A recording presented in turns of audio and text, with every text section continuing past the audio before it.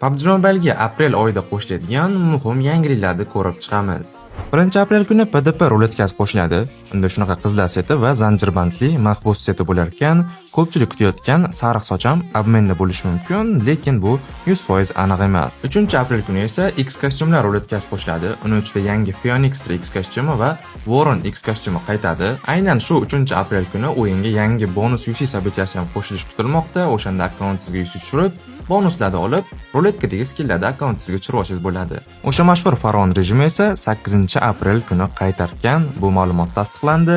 8-apreldan boshlab Faraon rejimida rang ko'tarishni boshlasangiz bo'ladi. 17-aprelda esa o'yinga yangi bonus pas qo'shiladi. Bonus pasimizda S12K drabovik uchun kuchaytiriladigan qurol va Mirado uchun ham kuchaytiriladigan skin qo'shishar ekan. Xullas, aprel oyida qo'shiladigan muhim yangiliklarimiz shundan iborat. Qaysi yangilikni ko'proq kutyapsiz? Izohlarda o'z fikringizni yozib qoldiring. Agarda ishonchli, hamyonbop va donatorskiy akkauntlar qidirib turgan bo'lsangiz, Telegramdagi Ros Abu kanalini tavsiya qilaman.